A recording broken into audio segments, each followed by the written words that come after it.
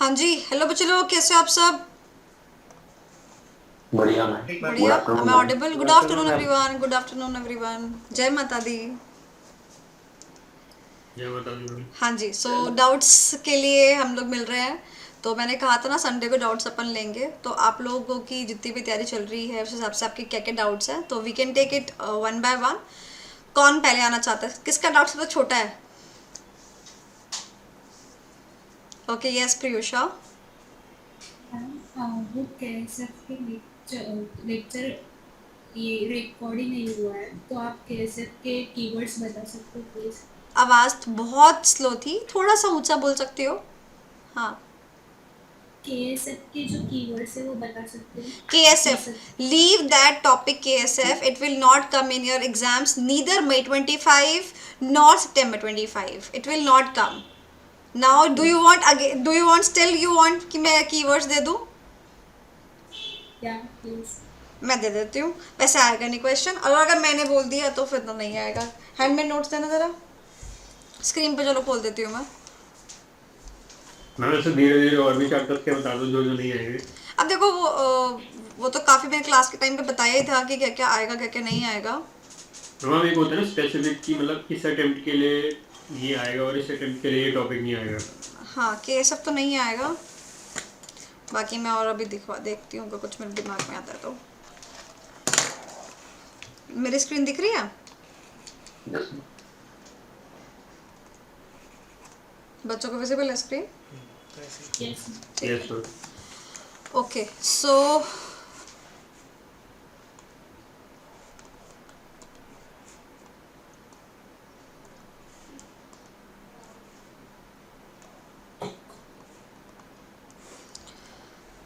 Okay, so सबसे पहले मैंने यहाँ पे मार्क कराया हुआ था MCQ के लिए। ठीक है, तो MCQ के लिए मैंने मार्किंग कराई थी कि डैश आर द फैक्टर्स या फिर dash are the prerequisites for the industry success, to put it another way. तो जो ये ग्रीन वाला हाईलाइटिंग हो रखी है, ये इससे MCQ आ सकता है। KSF are the factors that shape whether a company will be financially and competitively successful और नॉट। तो यहाँ पर KSF की जगह डैश आ सकता है, डैश आर द मतलब MCQ फ्रेम हो सकता है। तो फर्स्ट थिंग इज दिस। ठीक है, सेकेंड जो आपका आता है वो आता है डिस्क्रिप्टिव का, जो कि एग्जाम में नहीं आएगा मई 25 सितंबर 25 के लिए। बाकी क्योंकि तुमने कीवर्ड्स के लिए मुझे बोला है, तो मैंने यहाँ पे देखो कीवर्ड्स मार्क करे हुए। फर्स्ट पॉइंट के अंदर basis is the keyword. Customer choose किस बेसिस पे करता है? जैसे अगर आपको कल को स्ट्रेटेजिक मैनेजमेंट की क्लास लेनी है, तो कस्टमर जो है किस बेसिस पर चूज करता है कंपीटिंग ब्रांड्स में से कि मैं इससे क्लासेस लूँ या उससे क्लासेस लूँ।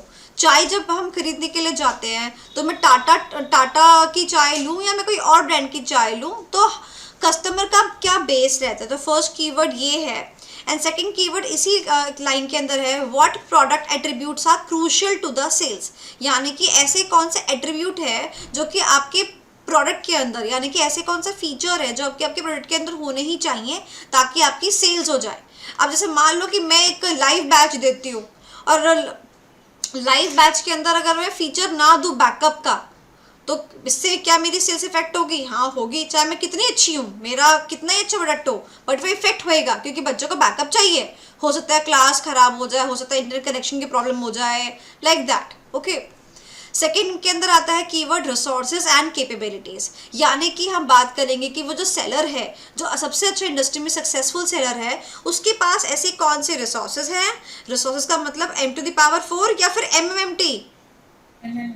वेरी गुड, MMMT है, जिससे कि वो होशियार बन रहा है, सक्सेसफुल बन रहा है। ऐसी कौन सी कैपेबिलिटीज जिससे कि वो होशियार बन रहा है, जिससे कि वो सक्सेसफुल बन रहा है। ठीक है,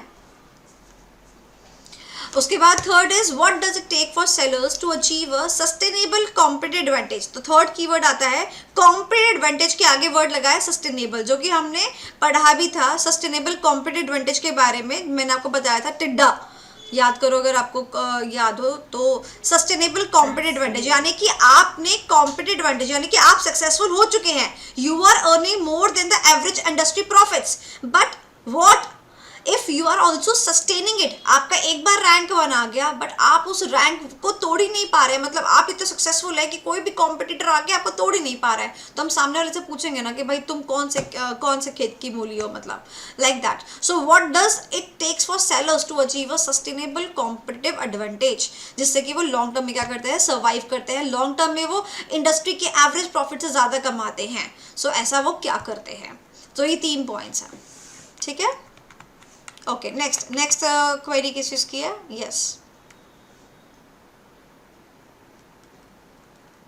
हाँ जी, नेक्स्ट क्वेरी कौन पूछ रहा है. युवराज. मैम मुझे चैप्टर 4 से थोड़ा डाउट था. ओके, पूछो. मैम पहले तो एक्सपेंशन में हमने पढ़ा था ना रिलेटेड अनरिलेटेड को लेकर. Okay, concentric conglomerate. ओके, हाँ. नहीं, उसके पहले भी एक रिलेटेड अनरिलेटेड का टॉपिक था. हाँ. प्रोडक्ट नहीं, कुछ डिफरेंट बिजनेस वाला रिलेटेड एंड था ना. हाँ. कैरेक्टरिस्टिक्स पे.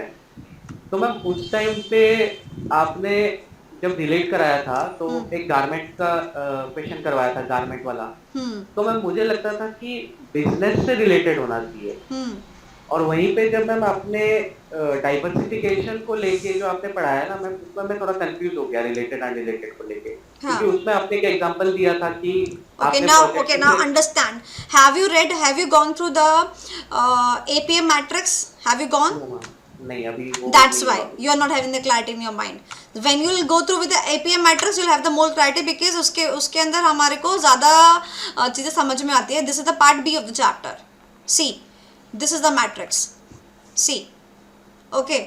जब तुम इसको मैट्रिक्स को गो थ्रू करोगे तो तुमको समझ में आएगा. ठीक है. अभी मैं क्रिस्प में बता रही हूँ, ध्यान से मेरी बात समझना. सिंपल सी बात है, सुनना मेरी बात ध्यान से. देखो बच्चों, क्या चीज़ है ना कि आपने क्या करना है, आपको ये मालूम करना है कि एक्सपेंशन है कि नहीं है. एक्सपेंशन में हमको ये समझ में आ गया कि एक्सपेंशन का मतलब होता है कि हम ज़्यादा एफर्ट लगाकर, ज़्यादा रिस्क लेकर, ज़्यादा प्रॉफिट कमाने की कोशिश करते हैं, जिसकी और उसके लिए हम कंपनी को आगे ग्रोथ प्रोस्पेक्टिव से आगे एक्सपैंड करते हैं, आगे बढ़ाते हैं. अब आगे बढ़ाने में 2 ऑप्शन अवेलेबल है. क्या ऑप्शन अवेलेबल है कि जो मैं काम कर रही हूँ मैं उसी को करती चलूँ, यानी कि जो एग्जिस्टिंग बिजनेस है उसी में मैं और घुसती चली जाऊँ, उसको एक्सपैंड कर लूँ अंदर ही अंदर. या फिर दूसरा ऑप्शन ये है कि मैं कोई नए बिजनेस में जाऊँ और उसको चीज़ें करूँ.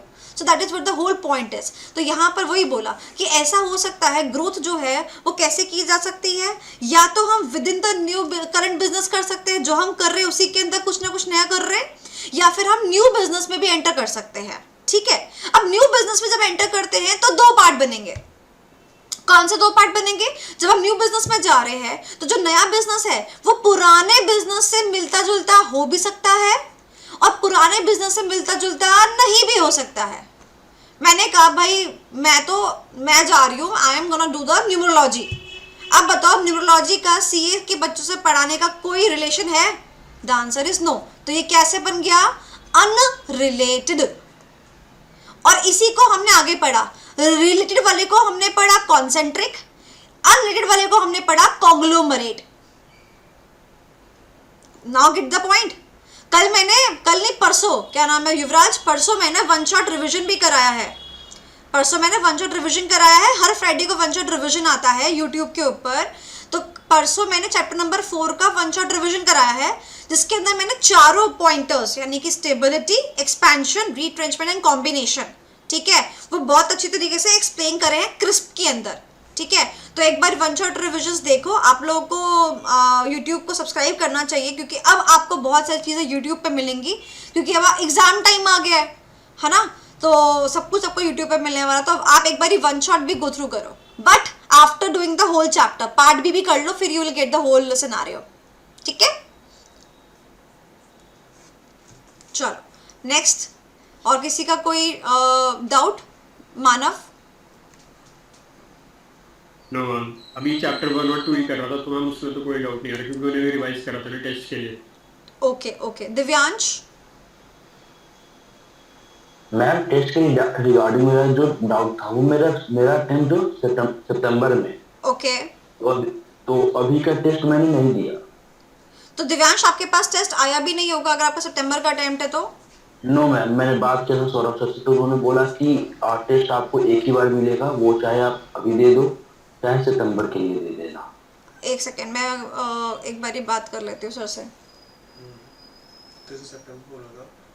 तो इस तो आपने फिर कौन सा चूज किया, मई चूज किया सितंबर चूज किया? सितंबर मैम। हाँ तो फिर आप बाद में देंगे ना टेस्ट।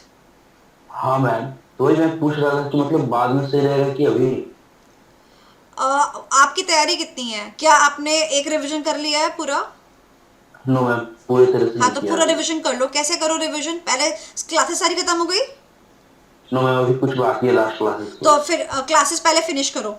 उसके बाद में क्या ओके। करो, क्लासेस फिनिश करने के बाद में हर चैप्टर का वन शॉट रिवीजन है यूट्यूब के ऊपर, ठीक है? अगर आपको यूट्यूब नहीं पता है तो मैं आपको नहीं मैम, सब्सक्राइब किया हूँ मैं। हाँ सब्सक्राइब कर रखा है, चलो शुक्र है। तो ये वाला जो है, दिख रही है मेरी स्क्रीन, यूट्यूब की स्क्रीन आ गई? Yes ma'am.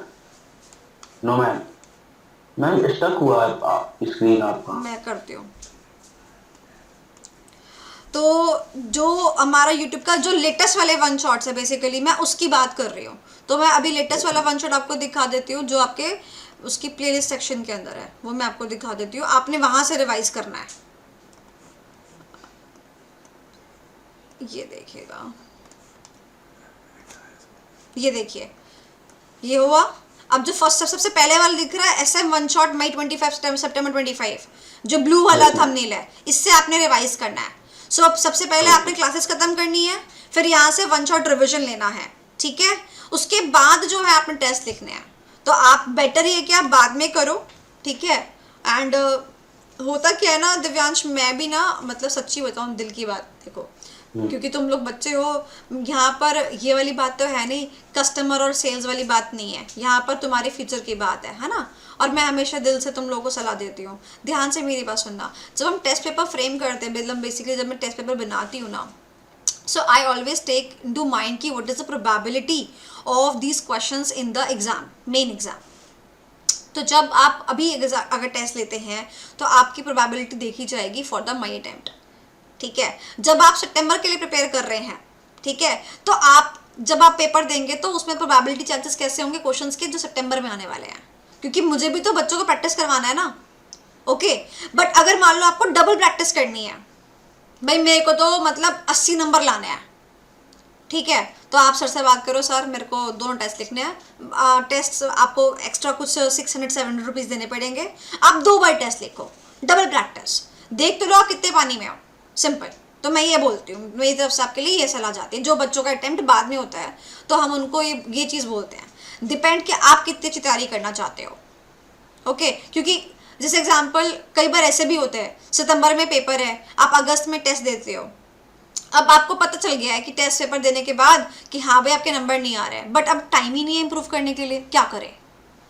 सो अगर ऐसा है कि आपको टेंशन हो रही है तो आप पहले से प्री प्लान करके चल सकते हो, राइट? तो आप आपके लिए तो क्वेश्चन पेपर है, आप नॉर्मल अपना टेस्ट सीरीज जो ये वाली है, सेकंड टेस्ट सीरीज जो आने वाली है, सेकंड राउंड आएगा बेटा अभी बूस्टर बैच के जस्ट बाद वाला, वो वाले में आप एनरोल कर लो, और उसके बाद में दोबारा सितंबर से 1 महीना पहले फिर एग्जाम लिख लेना, टेस्ट सीरीज लिख लेना, आपकी डबल प्रैक्टिस हो जाएगी। एंड इससे मुझे ये भी मालूम पड़ सकता है कि आपने कितना ग्राफ चढ़ा है। हमारा ग्राफ प्लस में जाना चाहिए ना, क्योंकि मैं जो हूँ मैं चेकिंग हार्ड करती हूँ, ठीक है? सो जितने भी बच्चे हैं उनको ही जब उनको टेस्ट से बस चेक होके मिलेंगे तो यू विल सी कि मैं आपको ऐसा नंबर नहीं दूंगी, मैं तो आपके हर बात के नंबर काटूंगी। और यही टेस्ट सीरीज का जो होता है एक तरीके से हमारा ऑब्जेक्टिव होता है। मैं आपको ऐसे नहीं कि प्यार प्यार से नंबर दे दूंगी, बिल्कुल आईसीए के लेवल की चेकिंग करती हूँ मैं। आपको आज मालूम पड़ जाना कि भाई आप कितने पानी में हो, सिंपल सी बात है, राइट? तो बिल्कुल आपको वैसे चेकिंग होके मिलेगी किताबें वगैरह, एंड आप फिर अपने आप को इम्प्रूव कर सकते हो, ठीक है? एंड ऐसे ही हम लोग संडे टू संडे अपने जैसे जूम पे सेशन है ऐसे रखेंगे, बात करेंगे आपस में क्या है क्या नहीं, जिसको जो प्रॉब्लम है पूछ सकता है, बात कर सकता है, ठीक है? टेस्ट सीरीज को लेके भी कोई प्रॉब्लम है बात कर सकता है, ठीक है? Okay, thank you. चलो, any other doubt of any other student? हाँ मैंने एंटर करा दिया। और बाकी सबकी क्लासेस खत्म हो चुकी हैं आप लोगों की? नहीं खत्म हुई अभी तक? चैप्टर 5 तक खत्म हुआ नहीं हुआ? नो मैम, चैप्टर 5 तो बचा है, बच रहा है। 4 अच्छे से करना। ओके। 4 में आइडेंटिफिकेशन आ गया, 4 में आइडेंटिफिकेशन आ गया।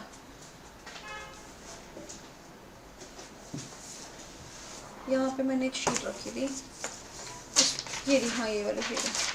अच्छा सुनो, चैप्टर नंबर 4 में क्या नहीं करना लिख लो, इसके अलावा बाकी सब कर लेना, ठीक है। चैप्टर नंबर 4 भारी है। बीसीजी मैट्रिक्स मत करना और एनसॉफ मत करना, ठीक है। और एडीएल नहीं करना, अथॉरिटी रिजल्ट वाला वो नहीं करना। और जीई मॉडल को प्रिपेयर कर लेना, बस, ठीक है। हम एक बार धीरे धीरे प्लीज सवाल रिपीट कर दोगे? बीसीजी हम एनसॉफ, बीसीजी बीसीजी जो नहीं करना बिल्कुल नहीं करना। और ये मई 25 के लिए है, 9 सितंबर वाले बच्चे इंक्लूडेड इन दिस।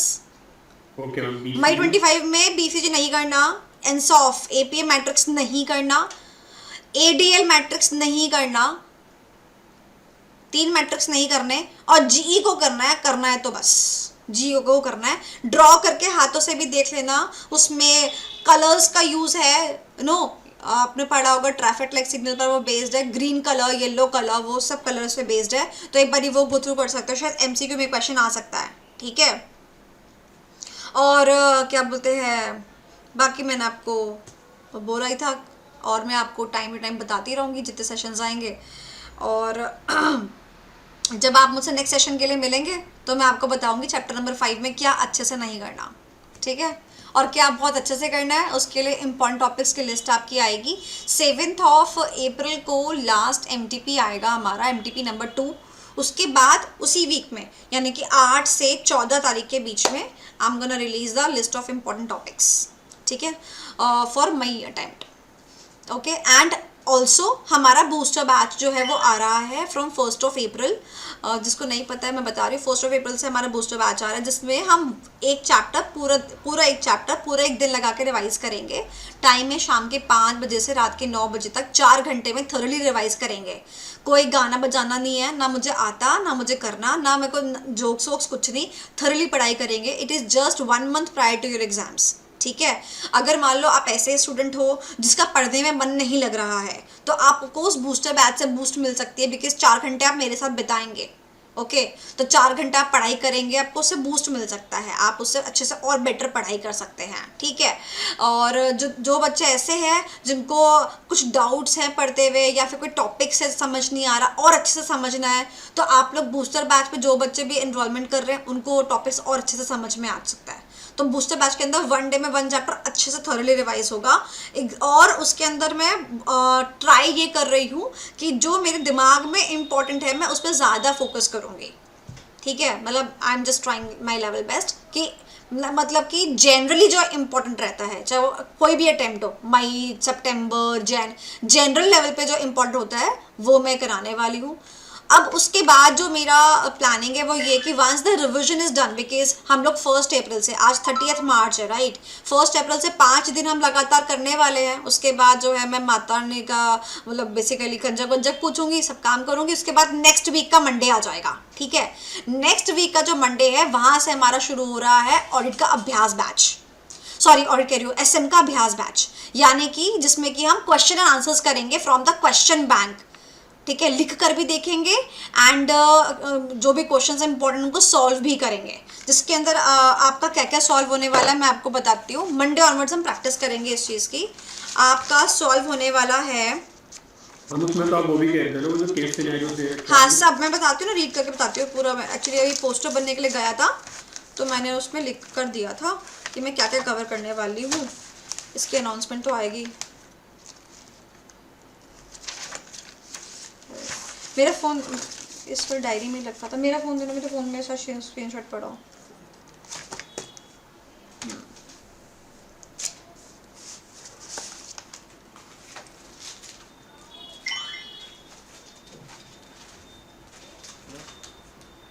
हाँ ये रहा।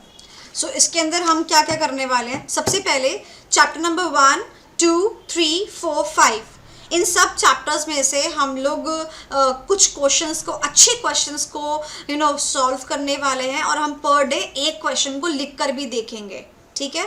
और हम स्टार्टिंग करेंगे with the presentation of answers, how to present your answers in exam, very important. What type of exams और questions are right now asking, वैसे वैसा क्वेश्चंस देखेंगे. उसके बाद हम करेंगे MTP1 सॉल्व करेंगे, MTP2 सॉल्व करेंगे, RTP सॉल्व करेंगे. उसके बाद जो है हम 30 most important case studies solve करेंगे. उसके बाद वो जो अनसीन पैसेज वाली केस स्टडीज आती हैं हम वो सॉल्व करेंगे. उसके बाद फिर हम जो है MCQs जो आपकी बुक दे रखी है, MCQs की जो बुकलेट दे रखी है, MCQ के सेशंस हम लगाएंगे. MCQ कुछ थोड़े बहुत सॉल्व करेंगे, ऐसा नहीं कि सारे सॉल्व करेंगे क्योंकि उसमें जरूरी नहीं कि उसमें से आए, बस हम प्रैक्टिस करेंगे. मेरे पास में MCQ सॉल्व करने की कुछ टेक्निक्स हैं, ठीक है, वो मैं आपसे शेयर करूंगी कि बिना क्वेश्चन रीड करे भी अनसीन पैसेज है बट फिर भी आप कैसे टिक मार्क लगा सकते हो. जब कम टाइम होता है, स्ट्रेस होता है, तो उस टाइम पे MCQ कैसे सॉल्व करते हैं, तो वो टेक्निक्स उस टाइम पे बहुत काम आती हैं. उसके अलावा फिर हम लास्ट पे लेंगे आपकी मैराथन. तो ये मेरे सारे अभ्यास बैच के अंदर ये मेरा सारा सीरीज रहने वाला है.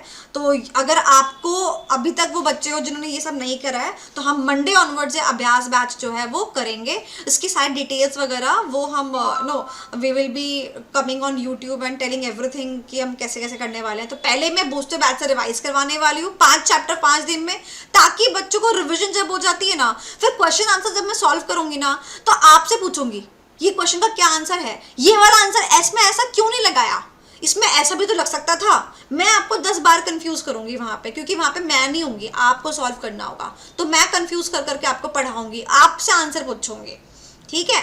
तो ये चीज करने के लिए मुझे पहले आपको थोड़ा सा वेल करना पड़ेगा. इसीलिए पहले बूस्टर बैच में 5 डेज रिविजन, ठीक है. अगर आप बूस्टर बैच नहीं ले रहे हैं तो खुद से रिवाइज कर लीजिए. अपना टारगेट लगाइए कि आपको इस वीक तक सारे चैप्टर्स की क्लासेस खत्म कर देनी है, ओके. एंड चैप्टर और उसके बाद में आप 1 शॉट देख लीजिए, तो फिर आप इस अकॉर्डिंग भी रिवाइज कर सकते हैं. बट अगर आपसे नहीं बन पा रहा है, आप 3-4 दिन ट्राई कर लीजिए. अगर आपसे नहीं बन पा रहा है, ठीक है, तो फिर आप बूस्टर बैच के थ्रू रिवाइज कर लीजिए, बेटर रहेगा. और उसके बाद हम नेक्स्ट वीक से फिर अभ्यास शुरू कर देंगे क्वेश्चन आंसर्स की. अभ्यास is really important for exam, ठीक है. तो फिर हम पूरा अभ्यास करेंगे, मतलब वो जो नेक्स्ट मंथ रहने वाला है ना, नेक्स्ट मंथ हम अभ्यास ही करेंगे, ओनली क्वेश्चन आंसर प्रैक्टिस, ठीक है. Sanchi, you have any doubt? Ma'am actually मैं ना अभी लेक्चर ही कर रही हूँ, अभी चैप्टर 4 कल से स्टार्ट की करने के लिए. तो मैम कुछ डाउट आ रहे हैं तो मैं आपको टेक्स्ट वो कर देती हूँ, हाँ, ठीक है. यस मैम, एक डाउट था, एक मिनट देख के आपको बता रही हूँ. ये तो आराम से ऐसे बोल रही जैसे उसके मम्मी पापा ने मना किया फ़ोन पे बात नहीं करनी. ऐसा लग रहा है ये अपने बॉयफ्रेंड से बात कर रही है आराम आराम से, प्यार प्यार से. नो मैम, लाइब्रेरी में. अच्छा, लाइब्रेरी में है ये.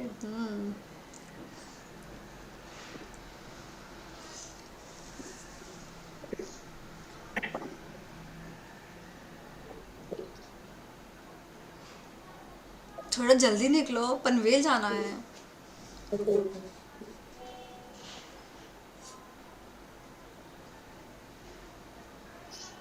मैम ये रिट्रेंचमेंट में एक है ना, द स्ट्रैटेजी एग्जिस्ट होगा या एग्जिट होगा, हर फॉलो. मेरे को हैंडमेड नोट्स का पेज नंबर बताओ. मैम मैंने आपको पिक्चर भेजा है. पेज नंबर बताओ, पेज नंबर बताओ, जल्दी बताओ.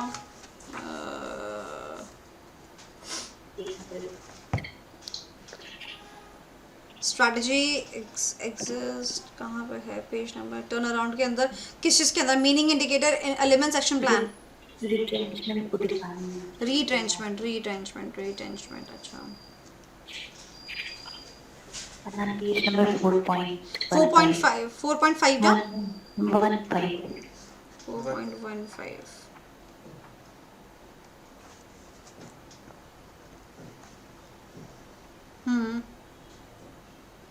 नहीं, ये एग्जिट होगा या एग्जिट होगा, ये क्या होगा? एग्जिट होगा, एग्जिट. एग्जिट. हाँ, नेक्स्ट.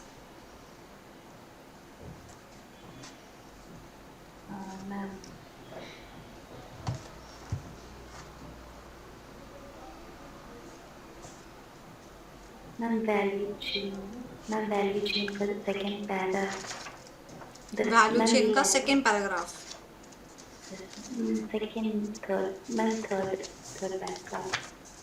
पेज नंबर बताओ, डॉट पूछो फटाफट. पेज नंबर मिल गया वैल्यू चेन। चलो second paragraph, third paragraph, third. The two basic steps of identifying separate activities and assessing the value added from each linked. Okay, ये वाला ना, वो कहता है, कौन कहता है, माइकल पोर्टर कहता है कि बेसिक स्टेप्स दो हैं। पहला क्या करना है, एक्टिविटी को आइडेंटिफाई करना है, उनको सेपरेट करना है, ये प्राइमरी एक्टिविटी है, ये सेकेंडरी एक्टिविटी है, और उसके बाद वो बोलता है कि ये एक्टिविटीज आपस में लिंक्ड भी हैं। मैंने बताया था लिंकेज, 3 तरीके की लिंकेज होती है, प्राइमरी का प्राइमरी के साथ, सेकेंडरी का सेकेंडरी के साथ, और प्राइमरी का सेकेंडरी के साथ। और हर एक्टिविटी को हम क्यों देखते हैं, क्योंकि हर एक्टिविटी वैल्यू ऐड करती है। क्यों देखते हैं, क्योंकि हर एक्टिविटी वैल्यू ऐड करती है। का मतलब ये है कि अगर वो एक्टिविटी अच्छी हुई तो अगली एक्टिविटी भी अच्छी होगी, अगर ये एक्टिविटी खराब हुई तो सबके ऊपर गुड़ गोबर हो जाना है। Also as a business analyst we always try to minimize the cost। अगर इनमें से कोई एक ऐसी एक्टिविटी होती है जिसमें ज़्यादा कॉस्टिंग लग रही होती है तो we always try कि हम उस एक्टिविटी पे कॉस्ट को कम करें ताकि बाकी एक्टिविटीज़ पे उसको कोई असर ना पड़े उसके ऊपर। ओके, और कोई मैम लेक्चर मिल गया तुमको CDCVOM का? हाँ, ध्यान से नहीं देखती हो तुम, पहले खुद देखा करो ध्यान से, 2-4 बारी पढ़ाई करा करो, उसके बाद पूछा करो ऐसी चीजें। मैम वो एक्चुअली बहुत जल्दी जल्दी में लेक्चर्स खत्म कर रही थी ना, तो ऐसे नहीं करते जल्दी की बाजी में कि इग्नोर कर दो। नो नो नो नो, इतना भी जल्दी से नहीं करना है, ठीक है। बी काम, बी कंपोज्ड, ठीक है, एंड नो जस्ट ट्राई कि देखो पहले कि हमने सारा कंप्लीट किया कि नहीं किया है। चलो ओके, और बताओ। मैम आपने एक लेक्चर में बोला था कि आप विजन के लिए वो विजन स्टेटमेंट लिखने के लिए कोई स्टेटमेंट लिखने के लिए, हाँ एक टेक्निक होती है, राइट। बहुत जो कंपनी होती है आजकल क्या पूछते हैं कि वो कंपनी की विजन स्टेटमेंट जो है वो लिख दीजिए, कंपनी का विजन और मिशन ड्राफ्ट कर दीजिए। आजकल ये क्वेश्चन आ रहा है, तो ये क्वेश्चन को ड्राफ्ट करना एक टेक्निक है, क्योंकि कोई भी कंपनी उठा के विजन मिशन पूछ सकते हैं। अब अपने को ड्राफ्ट तो सीखनी पड़ेगी कि how to draft the vision and the mission of any company if asked, ठीक है। तो जब हमारा अभ्यास बैच होगा, अभ्यास बैच में चैप्टर नंबर 1 के अंदर बिल्कुल फर्स्ट डे ही हम सीखेंगे कि ऐसे ही क्वेश्चंस हम अभ्यास बैच में करने वाले हैं, जो बहुत अलग क्वेश्चंस हैं, हमको ड्राफ्टिंग उनकी सीखनी पड़ती है। तो अभ्यास बैच के अंदर बेसिकली मंडे को अगर हम देखें तो मंडे को अपन सीखेंगे, मंडे लाइक सेकेंड मंडे, तो कि विजन मिशन कैसे ड्राफ्ट करते हैं। तो अभ्यास सीरीज का लेक्चर नंबर 1 आने वाला है, तो उसके अंदर मैं आपको ड्राफ्टिंग सिखाऊंगी विजन मिशन की। और ऐसे ही एक क्वेश्चन आता है स्वॉट का, स्वॉट एनालिसिस का ड्राफ्टिंग आती है उसकी भी, वो भी सिखाऊंगी, इसकी भी टेक्निक होती है, वो भी सिखाऊंगी। मैम और बोला था क्या, जैसे मेरे ना थ्योरी स्ट्रॉन्ग है कंपैरिजन टू प्रैक्टिकल, तो मेरे को ना मैं चाहती हूँ कि ऐसे में 40 से 45 मार्क्स आ जाए, तो वो पॉसिबल है आना? बिल्कुल बिल्कुल पॉसिबल है, क्यों नहीं पॉसिबल। तुम्हारी हैंडराइटिंग अच्छी है, सुंदर है, सही है मतलब। हाँ ठीक है। प्रेजेंटेशन कर लेती हो अच्छे से? नो मैम वही प्रेजेंटेशन सही से नहीं। ठीक है, तो प्रेजेंटेशन भी मैं सिखाऊंगी, ठीक है। तो प्रेजेंटेशन मैं सिखाऊंगी, उसके बाद ना जैसे जैसे मैं सिखाऊंगी वैसे वैसे आंसर्स को प्रेजेंट करना। उसके बाद में जो भी क्वेश्चन मैं तुमको दूंगी, जैसे एग्जांपल मैंने तुमको समझाए मान लो 4 क्वेश्चन और लिखवाया 1 क्वेश्चन, तो जो मैंने लिखवाया वो तो हो गया, बाकी जो 4 मैंने समझाए होंगे ना वो आप अपने आप अकॉर्डिंग अपने आप खुद से लिख कर देखो, बट प्रेजेंटेशन वो फॉलो करना जो मैंने सिखाई है, ठीक है। और फिर देखना जादू, you can definitely score good in SM. Ma'am तो वो जो क्वेश्चन आप प्रैक्टिस के लिए दोगे तो वो मैं आपको लिख कर भेज सकती हूँ? देखो मैं ट्राई कर सकती हूँ, बट मैं शॉर्ट ही नहीं दे सकती हूँ, ठीक है। I can not give the short कि ऐसा हो पाएगा कि नहीं हो पाएगा, बिकॉज ये लेक्चर्स डेली आएंगे, ठीक है। तो मेरे को अगले लेक्चर की प्रिपरेशन करनी होती है, मैं शॉर्ट ही नहीं दे सकती, but still I will try. अगर कोई बच्चा करने वाला है तो मैं 1-2 बारी का बिल्कुल बोल सकती हूँ, आई कैन डू इट, कि हाँ चलो ठीक है बच्चा सही ट्रैक पे है कि नहीं है। बट मैं पहले ये बोलूँगी कि आप प्रेजेंटेशन को, जब मैं पूरी प्रेजेंटेशन सिखा दूंगी, प्रेजेंटेशन को पूरा सीखने के बाद, अब जैसे युवराज ने मुझसे सवाल पूछा आज डाइवर्सिफिकेशन वाला, उसने वो चैप्टर पूरा नहीं पढ़ा था इसलिए वो डाउट आया था उसको, ओके। ऐसे ना हो कि आपने प्रेजेंटेशन अभ्यास सीरीज कुछ करी नहीं है और आपको तुरंत आपने वो लिख के दे दिया, नहीं, आप पहले ना 2-4 लेक्चर कर लेना, 2-4 लेक्चर करने के बाद में फिर आप लिखना शुरू करना, फिर आपके अंदर समझ आएगी कि कैसे आपको आंसर फ्रेम करना है, ठीक है? तो आंसर फ्रेमिंग आप सीखोगे। अभ्यास सीरीज से पहले बस ये टारगेट रखना है कि सारे चैप्टर्स अच्छे से सारे चैप्टर कंप्लीट करने हैं, लेक्चर्स कंप्लीट करने हैं, और एक बारी वन शॉट जो लेटेस्ट वाला आया है उसे रिवाइज करना है, ये आपका टारगेट होना चाहिए। और अगर आपके बस की नहीं हो रहा खुद से रिवाइज करना, आपको मन नहीं लग रहा पेपर में देने में, पढ़ाई करने का मन नहीं कर रहा, भाई बूस्टर ले लो, खत्म। मैं हमेशा बोलती हूँ, क्योंकि आप अगर आप नहीं पढ़ोगे तो ज़बरदस्ती मुझे पढ़ाना पड़ेगा, यही ऑप्शन है, ठीक है? That's it.